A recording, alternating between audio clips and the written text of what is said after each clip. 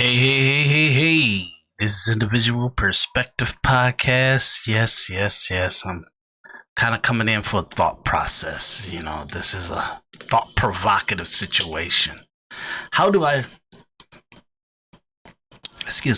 how do I talk to you guys about the truth and even just kind of going through, because I want to start off with going through the details of the Charlie Kirk assassination and the preliminary trial they just had, or process that they just had to even decide if they want to bring it to trial. Okay. And as I was thinking about this, and I was thinking about a lot of other stuff, I was kind of going over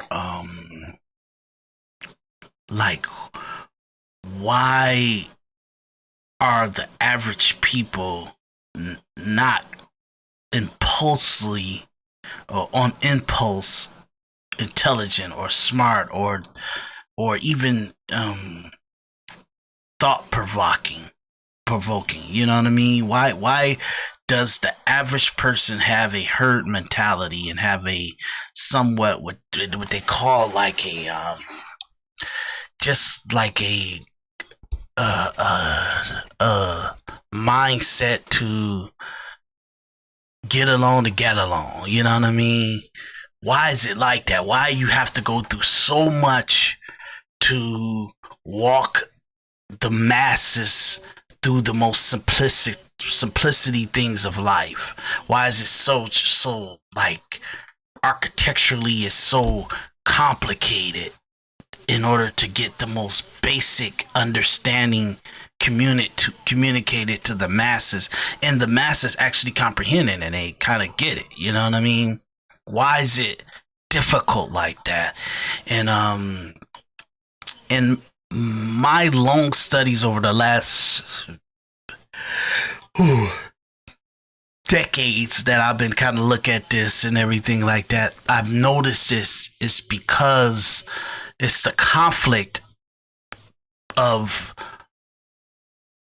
like an ideological morality clause in the natural biological function, and it's an opposition, because morality clause and morality ideology, Christianity and all that other stuff, it tells you to go against your actual biological function, who you are, what you are, and what your being and your genetics impulsively tell you to react to certain things. So when we live in a society where I'm trying to I really want you guys to follow me with this, because this is a serious conversation that most people won't have with you, or most podcasters won't have. You see like a Andrew Tate, you see a Myra Gaines, you see a PBD, or like Tucker Carlson, Candace Owens,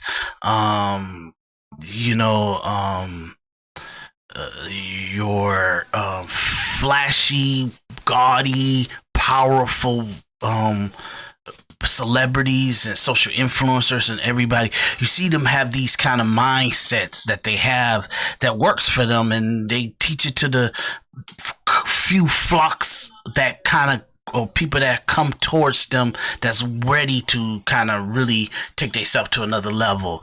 You can't take yourself to another level unless you want to take yourself to another level, and that's all you see, and that's all you know, and that's all you feel to be where you're going and what you feel to be true. Most of the things that make you a successful person is you doing what it takes to be successful. And what it takes to be successful, you got to get yourself into a mindset. You know what I mean? So that's the cheat code, okay? And it's not as easy just saying it and you doing it, but at the least you understand in the long run that it's not like rocket science to get what you want or become who you want to become. But the hard part is you have to beat your mindset that came before your realization of what you wanted your outcome to be. Meaning that most people that are failing, that are subdued, and that are kind of being a very dull process life, or even going through the process of trials and tribulations and always complications with their life and all the other stuff, you don't understand that that's your mama, that's your daddy, that's your community, that's your education, that's your that's your society, that's your culture, that's keeping you in something that you don't agree with, something that you wouldn't want to see. You wouldn't want to do that to you in your right mind. You wouldn't want to be in this circumstances, be in this ideological situation. You wouldn't want to kind of subdue yourselves, or be defeatist to yourself, or keep yourself in some kind of negative environment, a negative outcome, and constant struggle, constant battle, constant warfare. You wouldn't want to do that to yourself in your right mind. So you got to ask yourself, why is it so consistent? Why, no matter what you do, it's wearing this ugly head even when you're in action to be opposition to it? It's because the in-depth, innate part of you, the innate, what's the definition of innate? Innate means your impulse, just like you on reflex. The depth of you, the depth of your mind, the things that your subconscious do that you don't have to think about, it reacts. Your innate process, who you are innately, is your background. It's your parents. It's your society. It's your education. It's the community. It's the culture. And if that was wrong, and if it was terrible, vile, and poisonous mindset or social construction to who you are, you gotta beat that. And the likelihood of a person changing who they innately are by the time they get 26 is impossible. They're not gonna tell you this. It's impossible. It's probable. It's possible, but it's impossible. Okay? So it's impossible to really change that. You know, it's like Mission Impossible, like the like the Tom Cruise stuff, you know. Like he's tackling missions that are impossible to overcome. Like to solve it and get the upper hand and win the actual mission is impossible, but that's what he does. He does the impossible jobs. He does the impossible cases. That's what the Mission Impossible is.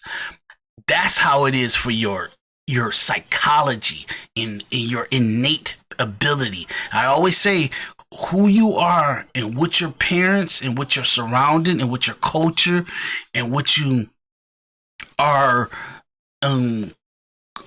fed from 5 years old to 13 can make and break you for the rest of your life.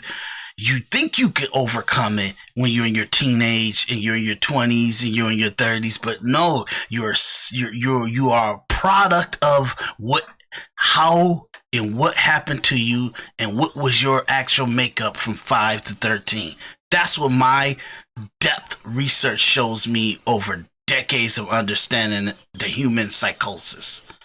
Now, I'm not saying it's not possible. I'm just saying it's most probably that you won't overcome it. The probable is most likely. Okay? Possible is something that's it's a possibility out there, but it's so minute and it's so rare. And the probable is you would not be able to overcome your 5 to 13. That's what I'm seeing. I'm not seeing like overwhelming data, overwhelming outcomes that people have overcome their 5 to 13. Jay-Z is a product of his 5 to 13. people thinking that he's not, but the way he sold drugs, the way he was in the drug trade, the way he monetized that and actually took it into the music industry, the way he kind of put himself into an entrepreneur mindset was pretty much to how his mindset was from what he was observing from 5 to 13. In certain different ways in his teenage and his 20s that he kind of constructed it in certain ways that worked for him from the environment or the circumstances or the hand that he was dealt. But most of how he was instinctively reacting to stuff and decision making came from 5 to 13. Now I'm thinking you don't get as successful as Jay-Z or Oprah Winfield or Denzel Washington or President Obama or a lot of accomplished black people. You don't get to where they're at not knowing that a lot of your childhood and who is this certain mentor, how your father thought or how your parents thought. Even like a person like Andrew Tate, he bloviates and he kind of perceives and gives a presentation of how great and how your mindset need to be for you to be a better person. But his father gave him CIA and chess tactics to how when he was a kid. You get what I'm saying? Like Andrew Tate had state championships in chess when he was 10 years old. You know what I'm saying? You know what I mean? Meaning that he's already it's nothing different how he utilizes it in different scenarios and boxing and social influencing and stuff is how he uses his natural innate abilities that came from his childhood. Is how he uses it is his way of his decision of how to utilize it, but the power is already innately in him from his childhood. This is the same thing with all the other people I named, Jay-Z, the Oprah Winfield. And the reason why I'm saying that to black people, and I'm using black people as because obviously we're perceived as we're like the downtrodden people. When you look at it, when you look at the society looks at us like this. America decided in the 80s to take a bet on Hispanics. They felt like they were probably a more probable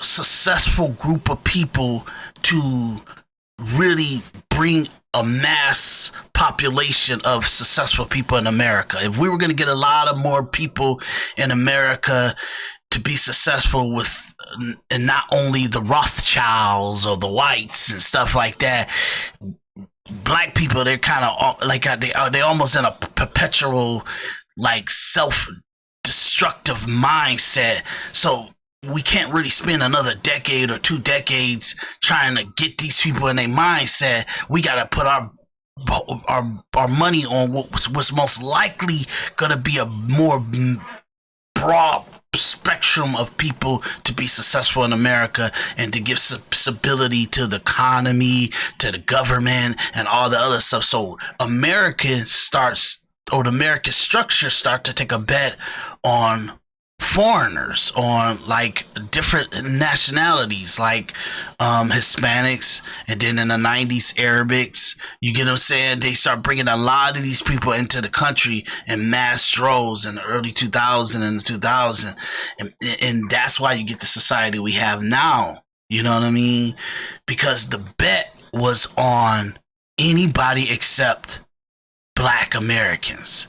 So when I talk about Black Americans, I have to give you a true perspective of why our mindset or how we think of things are the way they are. And it's because we won't tell each other the truth. Oprah won't tell you this. Jay-Z won't tell you this. Denzel Washington won't tell you this. They won't be blunt with you. They won't be honest with you. President Obama won't be honest with you and just say, hey, you got to rewire where you come from, what your culture is. If it works for you, leave it alone. You leave it alone. If it's going good, leave it alone. Obviously, you got a hell of a psychosis, innate ability from your childhood, for how you think. So why mess it up? But majority black people are not like that. But majority black people are self-defeating. So in order to understand why you're like that, you have to kind of make a decision. And I had to do this myself.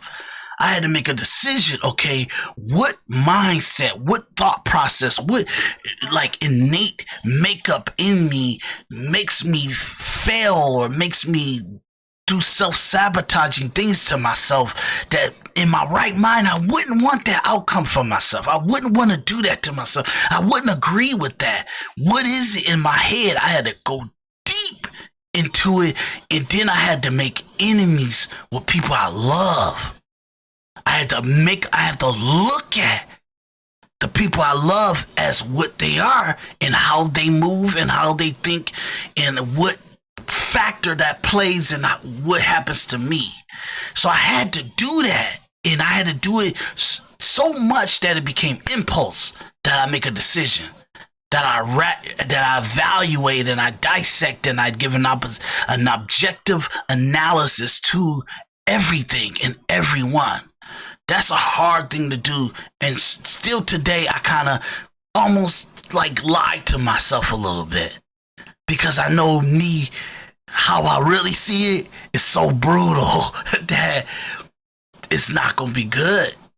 You know what I mean? So sometimes just to not be a savage person, it really barbaric with my family members and my peers and stuff like that. I gotta somewhat like take a hit that I know I self-imposed on myself, because the opposition is to burn a bridge with a family member or something like that, where it's no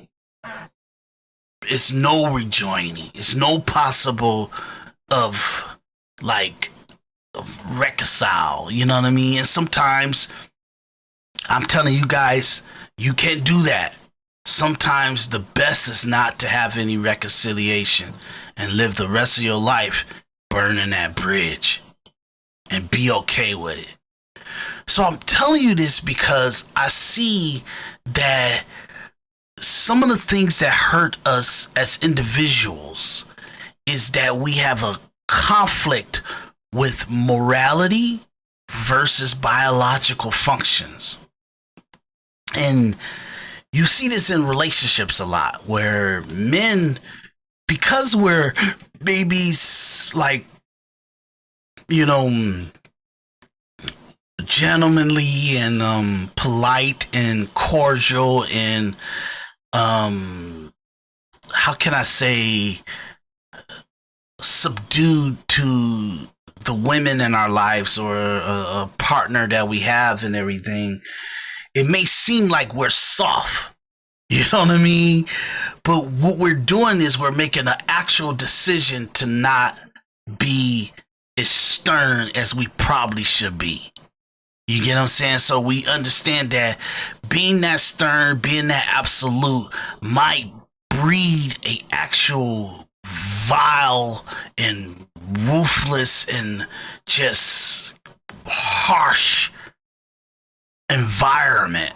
You get what I'm saying? So we're trying to threshold ourselves and almost do what's not biologically sensible.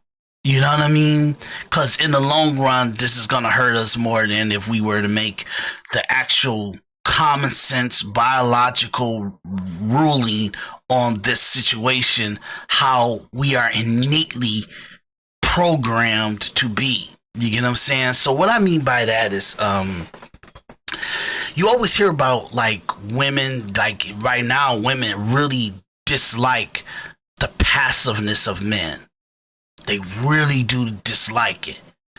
But they fought in a champion to be in a fair environment with men. But that's a fake facade. There's no fair environment with men. Men would not be dominated by a weaker vessel. You get what I'm saying? So in order for men to be competing with women for jobs and stuff like that, we have to make ourselves pretend that there's nothing that we could do in this comparison on this opposition situation. So that's a facade, and it's a psychological function that we have placed on ourselves in order to make the world civilized under this condition. So now we have to try to make it right, because I think for the first time into the pandemic, men didn't even try to figure out what's the truth and how do you construct yourself understanding what the truth is, and understanding that you, in a way, you want a civilized environment. You get what I'm saying? Like, men should not.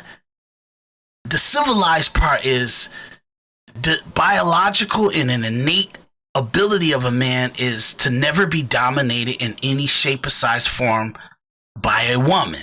That's innately, that's our biological function. That's innately in us to know, to mindset, to physical, how to not become subdued by a woman. You get what I'm saying? But able for us to fight against that, we had to we literally, all we did was say, like, okay, this is how the world is, this is how the workforce is, this is how society is, and I got to stop doing me, or how I look at this, or what I think about this. I just got to stop. So men have decided to just stop. They didn't come up with a way in how to maneuver around it, how to like adjust to it and make it work even under this circumstances for yourself. We didn't do that. All we did was just stop. So for 40, 50 years, men have just smothered and subdued and subdued and subdued and subdued themselves. It subdued their naturality, their natural function. I had pulled up I'm gonna go into this a little bit more. I could talk forever on this stuff, but we got to start the show.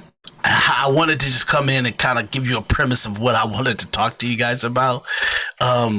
So what I'm going to do is, before we get really in depth in this stuff, you know what I'm saying? We got to do a disclaimer, because everybody, you know, they hate and they want to pull your stuff off of Twitter and YouTube and all that good stuff, X and TikTok and all that stuff like that. So you got to put a disclaimer up to say, hey, you know, you might want to sue me, but I've got disclaimer all over my stuff to tell you this is my opinion, this is how I feel, everything is alleged, and this is how my opinion is. I have a freedom of speech to give my ideological point of view on stuff, and this is what I'm doing. So what I'm going to do is I'm going to play you my disclaimer. We're going to get started with the show, and I'm going to come back in and kind of emphasize more what I'm talking about, okay?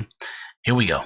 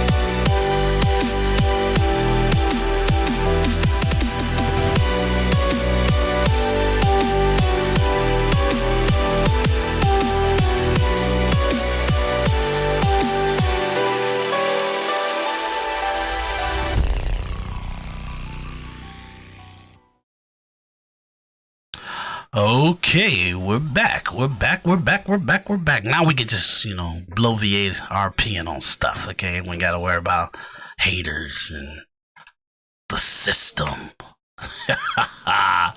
the deep state. You got to worry about that stuff. Okay, we do, but I have a little bit more armor for it. I'm always exhausted. Forgive me. Okay. So what I wanted to kind of, just like my artwork shows and stuff, this is what the conversation I want to talk about. And I say, moral clarity is the opposition of biological function. And it is. But they don't tell us that. They don't really kind of break that down for us. What's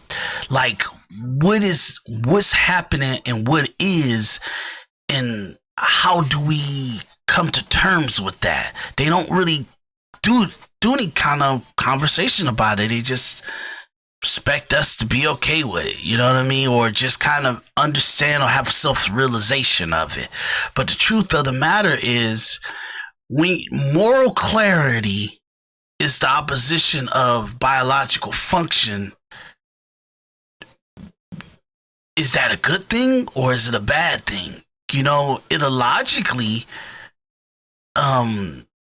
moral clarity sounds good. It sounds good. It's like such a good feeling, and it makes you happy about your decisions, or maybe like, let's say you're okay with it, and you don't kind of worry about the physical outcome of things. You kind of more about how it made you feel that you made that moral clarity judgment, or you had moral clarity and you made that decision under morality.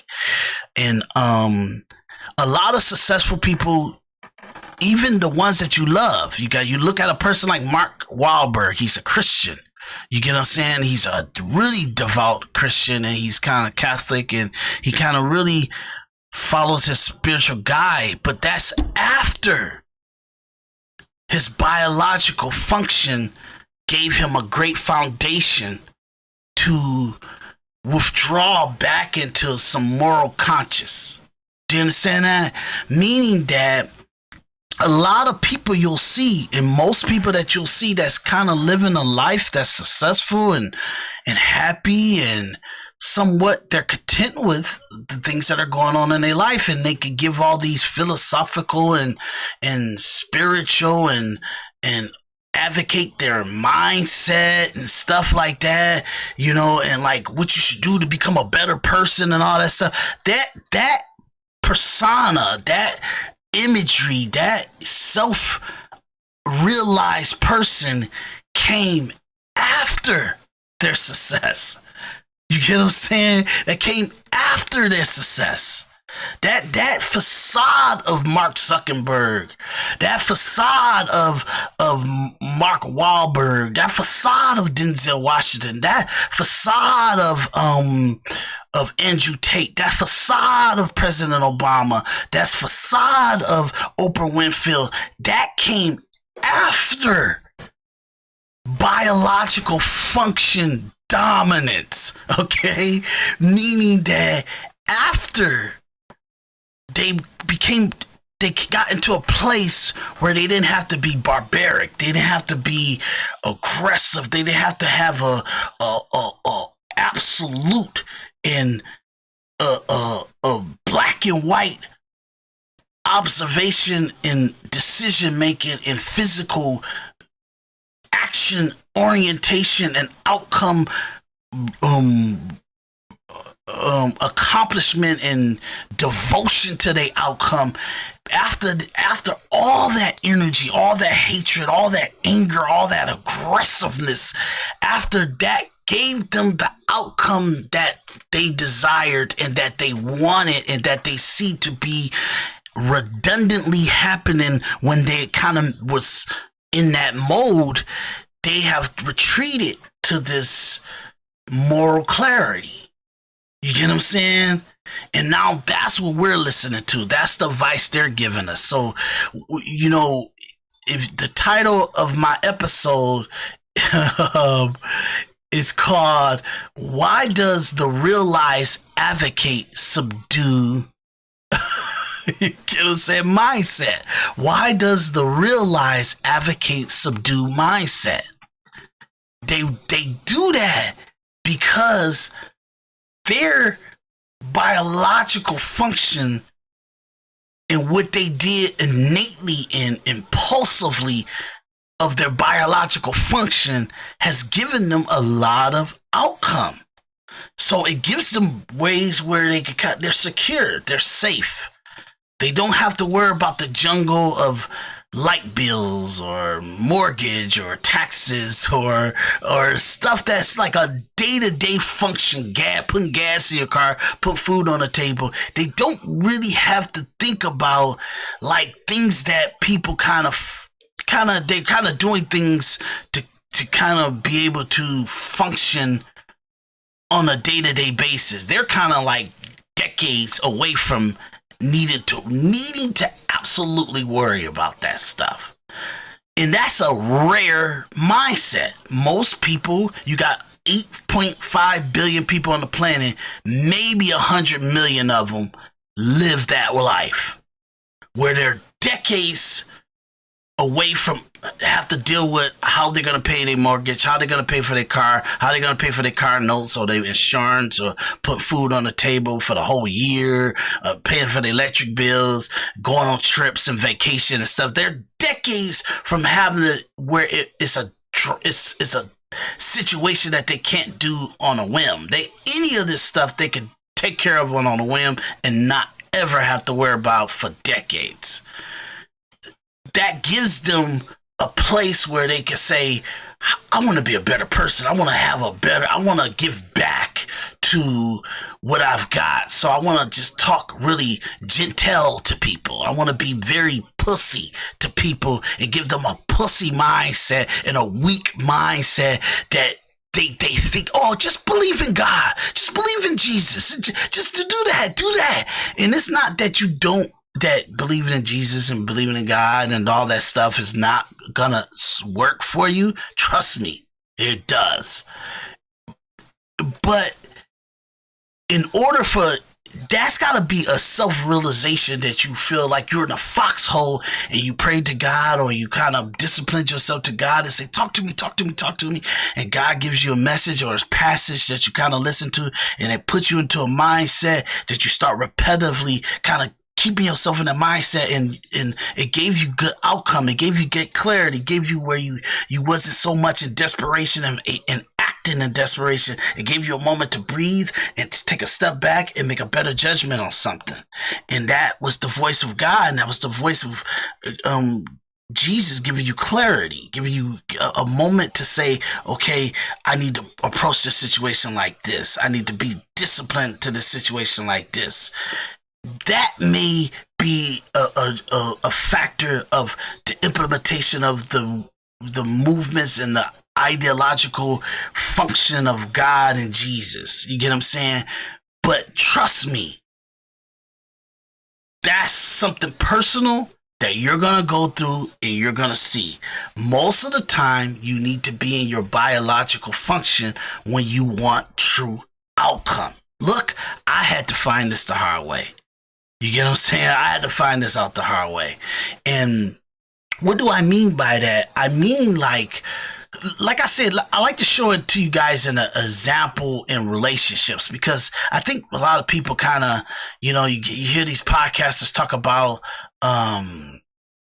like relationship stuff, and that seems to be something that people kind of relate to, and they can kind of get the message a little bit more clearer in that mindset. So I want to show a clip of a lady in the way that she communicates about this is just clear to what it is at the time that she communicated it. It's just the clarity of what it was. So give me a second. I'm trying to see if I got it. As I'm talking to you guys, I'm scrolling through like a ton of timeline that I have for like stuff that I like when I do a lot of stuff. I kind of I'll look at videos or something like that, and I'll save it and text it to myself. You know what I'm saying? And if you see all the things that I want to talk about, but I just sent it to myself, it's a whole nother world that I did that for, and it's ridiculous because it's so much data and so much conversations and so much kind of videos that I want to prove my point about the psychosis of humanity and the different things that we're kind of debating with ourselves and stuff. I wonder what this is. Give me a second. Let me look at it.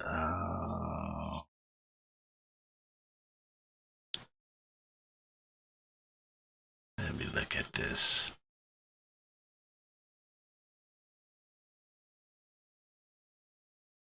It won't let me look at the video until I log in, so give me a second, guys. 1 second. But this is what I mean, and I say this because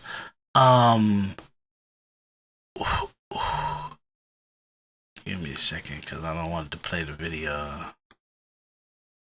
Okay, yeah, this is it. This is it. Okay, so I need to blow this up.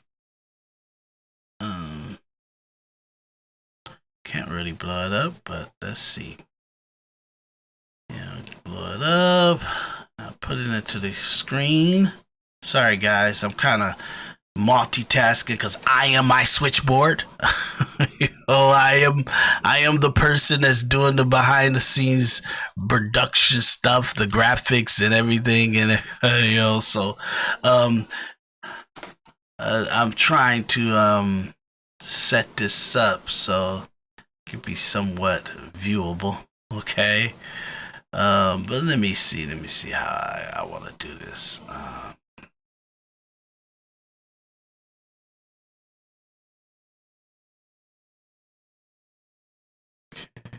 Let's see how that looks. Okay, so what we're gonna do is we're gonna do a little crazy. Okay, so we're gonna listen to this lady speak, and this is all relationship stuff, but sometimes it's better, that's why Andrew Tate and Fresh and Fit and all these guys, they kind of get a lot of clout and get a lot of power and a lot of audience because it's the gender war conversation that's naturally happening to the average man. So in order for you to kind of really get it, but everything that I had just discussed up to date, up to this moment, up to this actual on this video, I'm gonna let this lady kind of walk you through a full concept of the biological function. You get what I'm saying? And I like how she communicates it because it's not smothered with biasy from like manosphere or red pilling and all that other stuff. It's just the way that she articulates it is, even if she's kind of doing it in her own pandering way of saying that she's like a advocate, she agrees with men and all that other stuff, she at least summarize it without putting in any bias in there. It's not about her. It's about the concept of the biological function of men and women and how they conduct themselves and how they give purpose to each other. So let me let her say this, and then I'll kind of add my commentary in addition. Suitable helpmate, and God made Adam a suitable helpmate, and he made that helpmate not because she's weaker, but because God has given men a capacity and a responsibility that women do not have, and we have to be honest about it. We can say he's not a man, he doesn't know how to lead, he doesn't whatever. There's still a capacity inside of him that God did not give us as women. And one of the biggest examples that I can give of that, imagine it's raining and you're in New York City. And if you've ever been to New York City or in France and it starts raining and people start selling umbrellas on the street, those $5, $10 umbrellas, they're not worth much, but they get the job done until you get home. Imagine you have that man. You have the man that gets the job done, isn't anything special, but he gets the job done. That man, no matter how little you view him, is made to handle the rain. You were not made to handle the rain, but you were made to hold up that which can handle the rain. If you didn't have that umbrella, you would come back home smelling like what you were poured on. What poured on you? When a man comes back in as that umbrella, he gets dried quickly, water repellent, it falls off of him, and no matter how equipped you thought he still was built for the rain. The difference also, some of you want that Neiman Marcus umbrella, some of you want the wood handle. Those things are heavy, and if God gave you a man like that, then you have to be the woman that can hold up that man, because an umbrella that is not used, it can be for the rain, for the sun, it shields, it provides shade, it allows what's under it not to be touched. We are the vessel, not weaker. We are the vessel that was meant to let the one that God gave us be held up and used for what he was made. So now, as a wife, I want to say, I don't want to get wet. I don't want to sunburn. My skin's not built for that. So instead, I'm going to let the man be who he was meant to be. And if God gave me, which he did, my man's about as heavy as this table. That means God made me capable of holding him up. If my man is not doing what he was made to do, it's because I, as his wife, am not holding him up. Him up.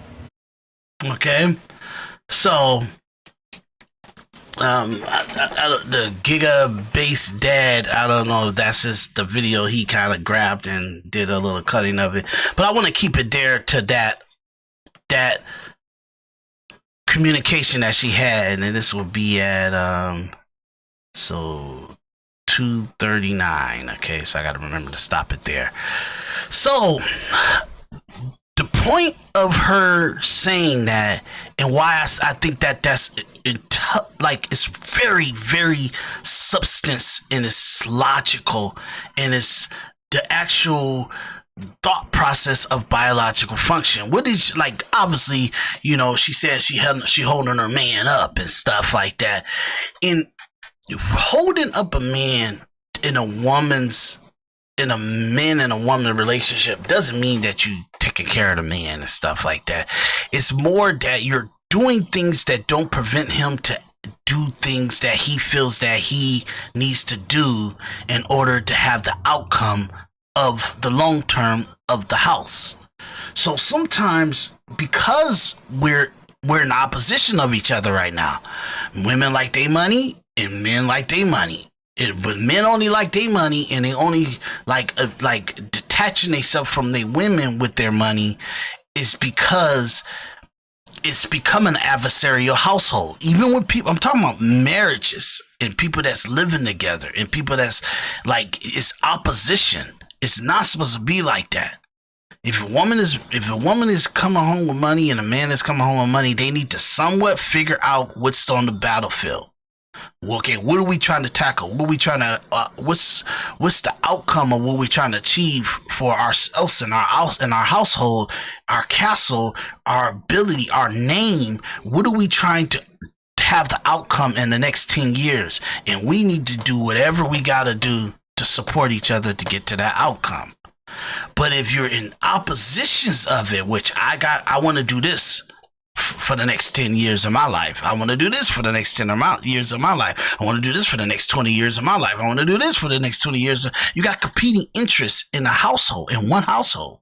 You got competing interests in one union. You got competing interests in one mindset against the world.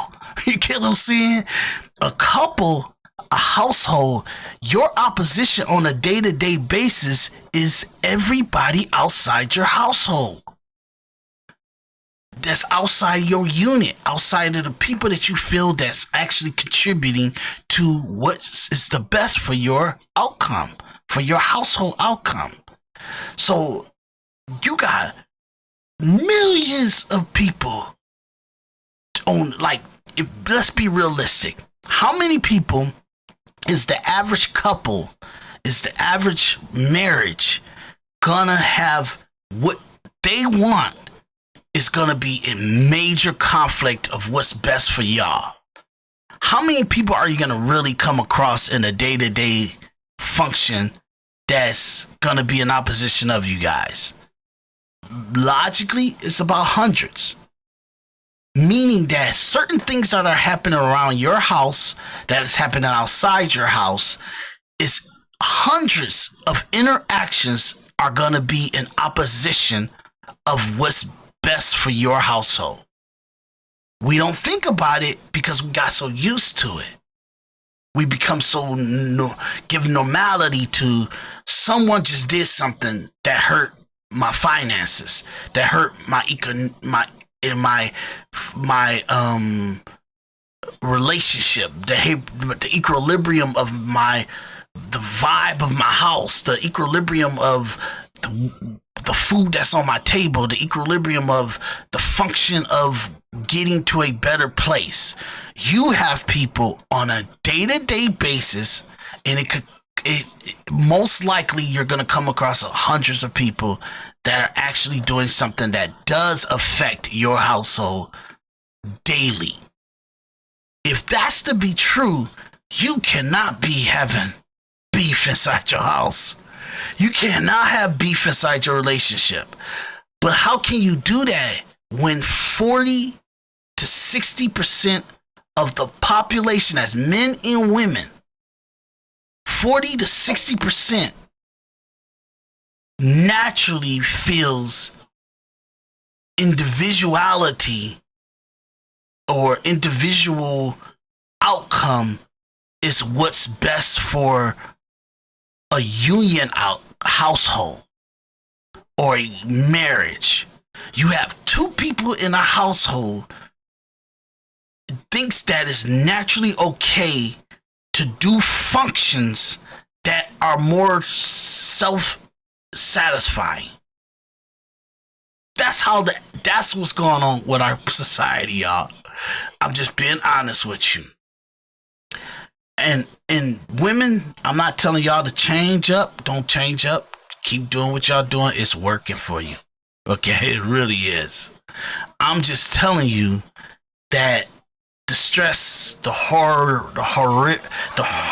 horrific situation of your life can be a whole lot easier if you put that burden and you don't be in opposition to the men in your life.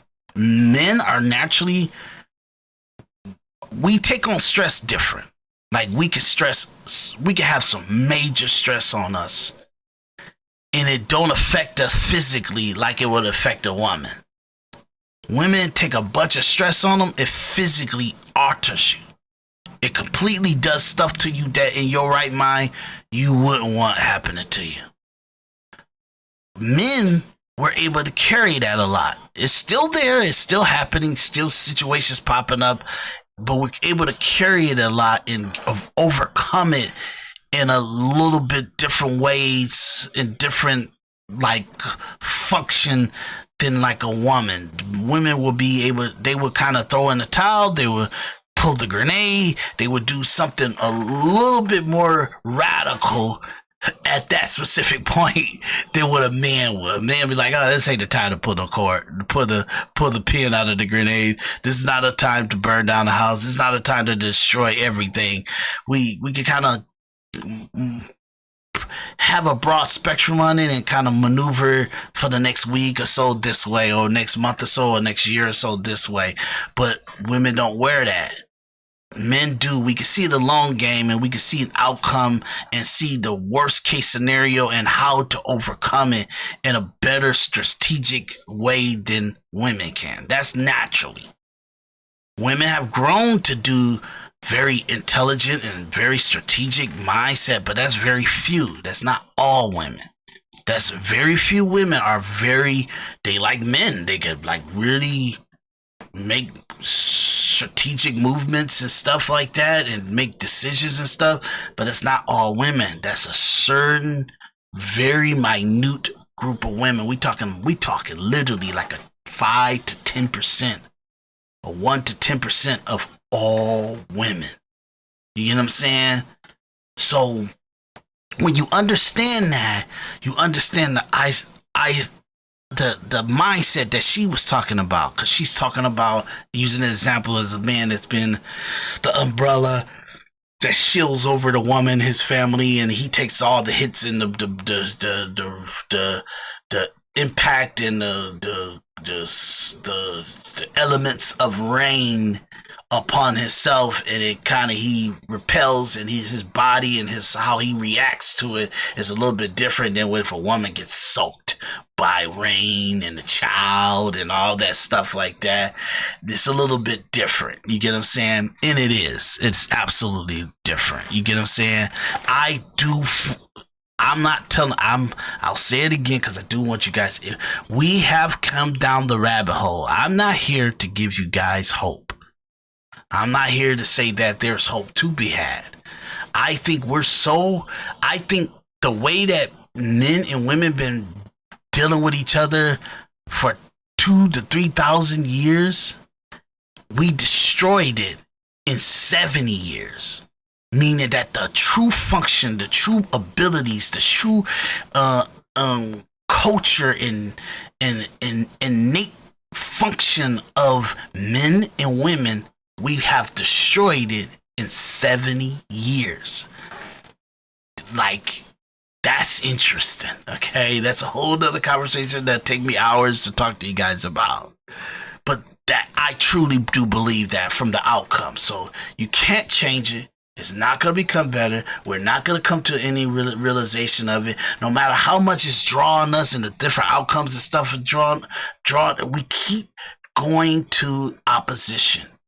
No matter how what was going on in like from 1970s to early 2000s, and then women start to say, man, I don't know, this is crazy. I don't want to be like this. I don't want to be living like this and stuff. I want to be more in a union like my grandparents. You get what I'm saying? No matter if they went into that mindset, it only lasted a certain amount of years, a few years, and then they went back into total opposition. I want to go to Dubai. I want to be on the boats. I want to be on trips. I want to do this. I want to have a lifestyle like this. This is the money that I demand from men, and blah blah blah blah blah. And that whole situation has breeded the pandemic podcasting, and men are articulating themselves about what they feel about women and the relationships and how women conduct themselves and how selfish they are and all that other stuff. That, and it breeded that. So now women are kind of being in opposition to men because men have given so much personality and conversations and coming out in the opening on podcasts and communicating how they look at relationships and women and stuff like that. So women are like, hey, fuck y'all, we don't need you, we'll just take care of ourselves. And now women are actually kind of partner up, and they're kind of retiring in a household with each other. Women are dying like the Golden Girls. You get what I'm saying? Like the Golden Girls was a preconceived, and at the same time, it was like almost like a preemptive look into how women in 2026 or 2030 or 2040 will kind of be living and dying with each other. It's wild shit, okay? So I say this because that woman gave very good clarity to how the function and the biological function of men and women should be. You get what I'm saying? But it's so much preconceived conditions set on. In order for me to allow you to be a man, you need to come to the table a finished, full, accomplished, and dominant man. But a stable foundation allows a man to be like that when you need them. Most of the time, men come into their own through the process of living.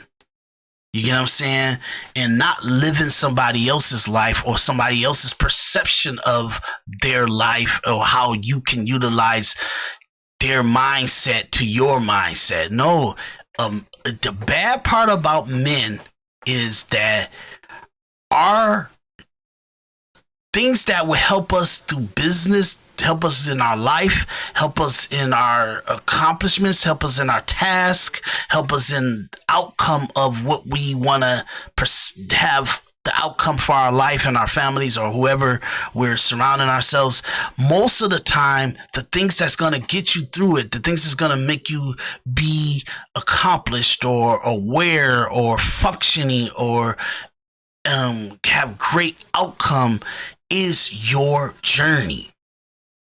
That's what's going to get you to what good outcomes you're trying to get for yourself. Your journey. You can't take Andrew Tate's journey because it's a mindset that gives you some kind of like maybe little tidbits of preconceived like notions of scenarios, but the truth of the mindset is you have to live a life of your own. You have to do trials and errors. You have to take risks. You have to do your own life, and then that journey that you take in doing your own life gives you perceived philosophical notions to apply to future endeavors, future movements, future actions that you have. So the truth of the matter is you are your answers. Your trials and tribulations are your answers.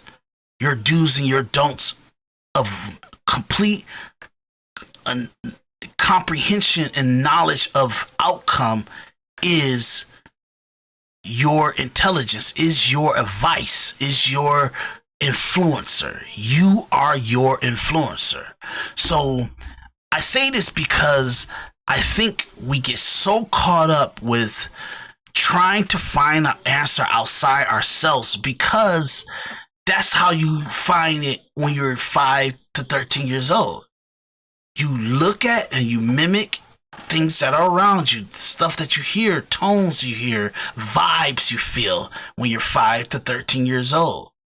And if you're looking for that in 30s or 40s, that's why that process takes so long. It's because you have to understand why you're looking for it, because you're trying to create an innate impulse on better mindset, better ideological point of view than what was installed in you and what you have came to a conclusion that you don't agree with anymore.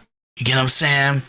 And people, they kind of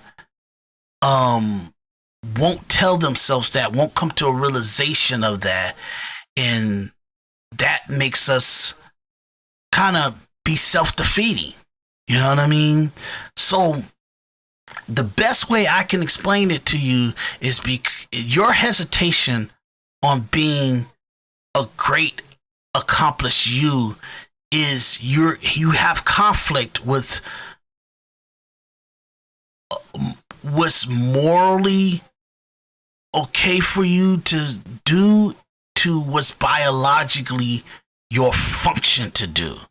Sometimes you need to make a decision that you feel, I gotta make this decision because this is the hand I'm dealt, and I don't want to have a conversation with you while I'm making the decision. We're not in a debate of why I'm making the decision. Maybe a long time ago we could have been, but not right now.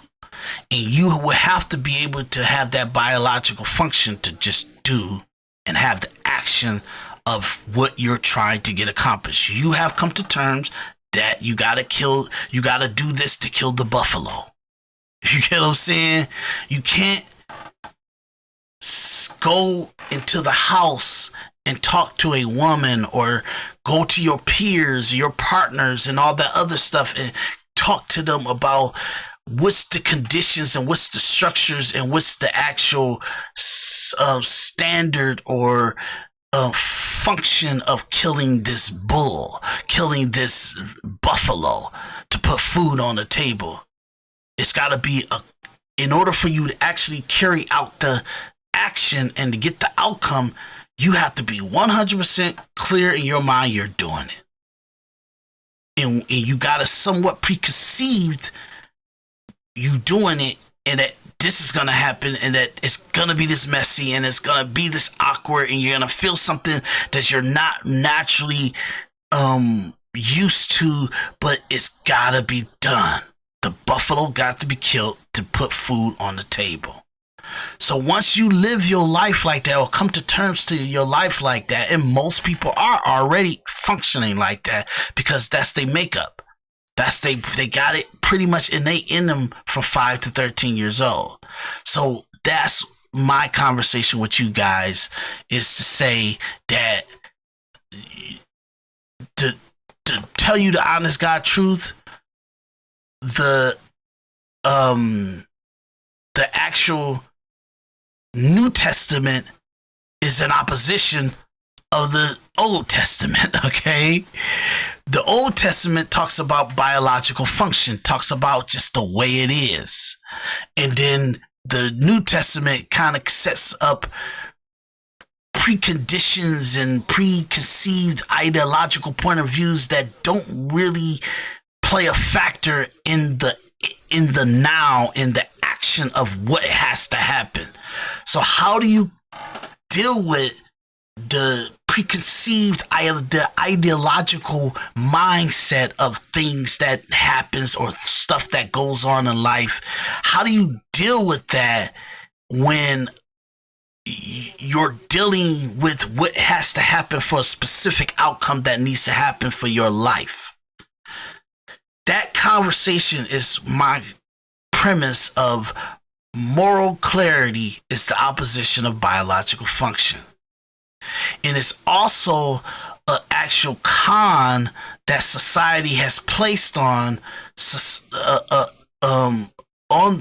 average person, to why does the people that actually did the action, did the outcome, why do they advocate you to be subdued, for you to have a subdued mindset? Why would they advocate for you to be a passive passerby? And that didn't work for them. And where they at right now, it wasn't how their mindset was. They were action oriented. They were aggressive. They were black and white. So that's my point of bringing this conversation up, because how do you talk about the different stuff that goes on in the society, politics, ideological point of view, a certain like moves on the chessboards that society is doing against you? How do you actually know what you're comprehending, if it's accurate, or are you in the right mindset to comprehend it that way, when you know, like, in order for you to accomplish this at your job and at your economic value and stuff, you knew that you was in this mindset when you did that. You get what I'm saying? And now you turn that off and you give this passive pussy advice to a person that's saying, how did you get to where you at? How, like, well, man, how did you do that? How did you turn that? And you just don't be black and white about it. You don't communicate it to them how it truly was and what you truly had to do to yourself and your mindset to put you in that situation. What in your childhood, what in your mindset made you be the way that you are? You get what I'm saying? So that's what I want to kind of communicate to you guys, is that your heroes, your social influencers, your podcasters, your high society, economic rich people, and the movie stars and the musicians and the politicians, they tower over you with the success that they have in their life, but with these ideological point of views of morality and peacefulness and passiveness and stuff like that, and civilized environment. But this is not how they got to where they got to. They got to where they got to. They got to where they are by being aggressive, black and white, absolutist. You get what I'm saying? That's how they got to where they got to. So the better you understand that that's what you're going to need to do to be you, to be the true you, you'll understand like how much you can't allow people to lie to you and pander to the weaker part of you. Okay? And look, we all got to find this out the hard way. You know what I mean? We all got to. And part of me kind of innately know this stuff. So even when I got into situations where I'm like, okay, why is this happening like this? Why am I fighting against things that's not, I can't even, it only hurts us to debate this. You get what I'm saying? So that's what it is. Look, my message is, it's not in your best interest. It's not in your best interest to be subdued. My message for this episode is to tell you that it's not in your best interest to be subdued. It's not in your best interest to be constrained by moral clarity, by moral judgment, by ideological point of view. You're living in a world where action is giving you outcome, black and white, separating yourself from what needs to happen in a way that you could be in a civilized environment, but at the same time, you do need the outcome you desire. And at the same time, you got to find a way to get it without compromising yourself, without doing anything to yourself that would be in your best interest. Okay? And sometimes moral clarity can be an opposition of your biological function, and your biological function gives you absolute outcome because it's black and white. You get what I'm saying? In order to dig a hole, you gotta grab a shovel and you gotta physically dig the hole. That's logical. That's biological function.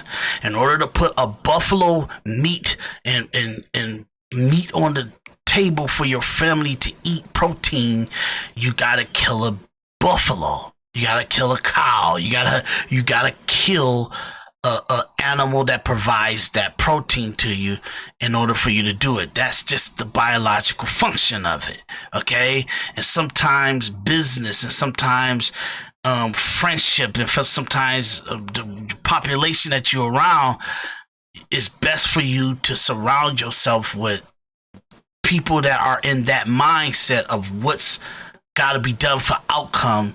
In that way, they don't freak out what you doing for outcome, and they distract and they poison the ability to get to that outcome, and the outcome is never acquired because you're debating with yourself to someone else's condition of morality, to some organization's function of morality.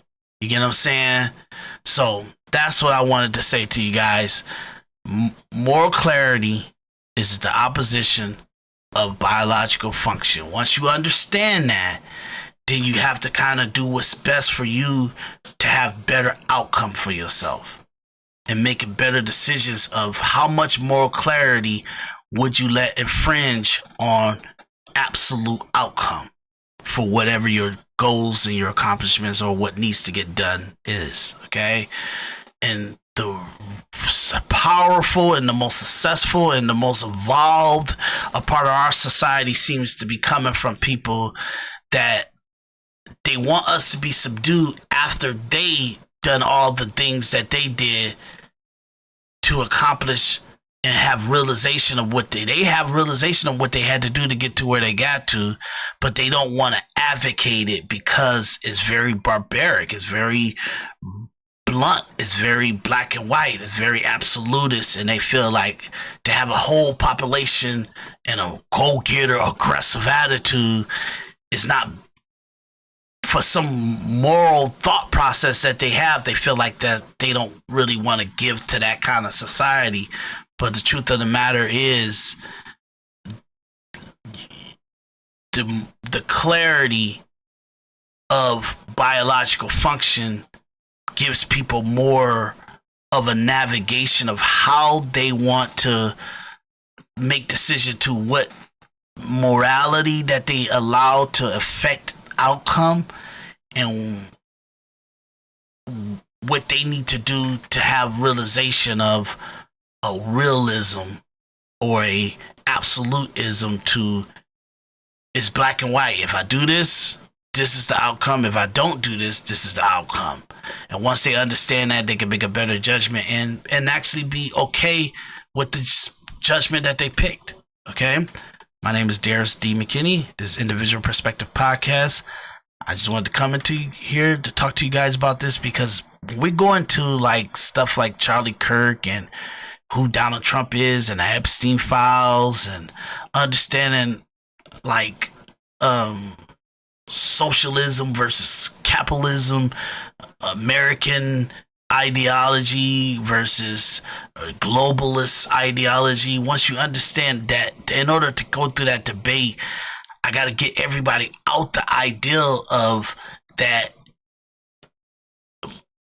moral clarity is the only way to live life. You can't be like that because that's not true. It's not what the world is built for. Like, it's not what even the outcomes of your moral ideological point of view, Christianity or whatever, it doesn't even have like its being and its actual execution needs biological function. It relies on retreating to biological function. So I know this is wild, but I'll go deeper into it. But hopefully you guys understand what I'm saying by that. And I know it sounds like I'm been a atheist or anti-Christian. I'm not. And anti-Jesus. I believe in Jesus. I believe in God. I believe in a higher power. I'm just saying it's a lot of bullshit that's for a person's perception of context or text to be morally give more clarity over biological function in most of outcome that is desired, or people say pray to God for this, pray to God for that. God gives you clarity to your biological function to get outcome that you're looking for. And that moral clarity is a perception of grace after realization. You get what I'm saying? So after your outcome, your like payment is moral clarity. But I feel that your moral clarity should be for things that are geared towards spiritual, ideological point of view. But when you're on earth and you're in the domain of earth and you're in function of earth, you need to have more biological function, more than moral clarity. I know that sounds crazy, but I'm going to leave it there. I do believe that on earth, in the domain of the devil world, because the earth is devil world, you buying a car, you buying a house, you going on vacations on beaches and stuff like that, you buying Rolexes, you get good clothing and all that stuff like that, you buying studios, you buying podcasts, working, all that stuff, all that's in the dominion of the devil. You get what I'm saying? And moral clarity that's not a product of moral clarity. That's a substance or physicality of earth. And it's the life of and it's things that make you feel like you're dominating and you're controlling and you're overcoming the standards, or let's say you're overcoming the scenario of earth. That's why lifestyle of earth is a dominion of what we feel like we need to accomplish to be here. That's why when you do it, when you do what you need to do to have the outcome of earth, it is a black and white situation. It is very biological functions. You do a service for someone, and then you do that service, and then you give them an invoice, and you want your payment for it. That is so dark and absolute, and it's under the condition of a dominance to pay the fee, and you must pay the fee. Consequences of physical or a situation of negativity or drama or darkness may be upon this situation. That is a dominion of the devil, not the ideological point of view of the devil. The devil is a person pays their invoice because they preconceived there's a negative situation that they may not want to deal with. That may be the outcome of not paying that invoice. So a theory, an innate understanding of negativity to not paying the invoice is what drives them to pay the invoice. That is a negative. That's a dark. That's a devil's dominion. Okay, so that's what Earth. Most of the things that happen on Earth is the things of the devil. It's the world of the devil. If like these Christians and stuff, you out there, y'all tout this stuff all the time. If you are of the belief of the Bible and the belief of the journey and the construction and the pros and cons and the morality, clarity, and the discussion of the Bible, you understand that the earth is the devil's dominion. Heaven is God's dominion. Okay? Even though God, all of it is his because he created all of them. He gave earth and the hell to the devil, but the devil is a product of God and a product of God's preconceived understanding. Don't get me started. I'm not gonna. I'll bring somebody else on that's got more, but I'm pretty damn good at it or understanding of it. Okay, but look. That's what I just want you guys to understand. I'm going to end it right there. I'll see you guys on the next episode. My name is Daris D. McKinney. Daris D. McKinney. This is Individual Perspective Podcast. And we're going to come back. I'm going to come back. I know. I'm trying to do this every single day, but I can't if you guys don't like, share, subscribe, okay? And throw a couple dollars, okay? Check you out. I'll see you guys in the next episode. This is Individual Perspective Podcast. I'm your host, Daris D. McKinney. Check you out.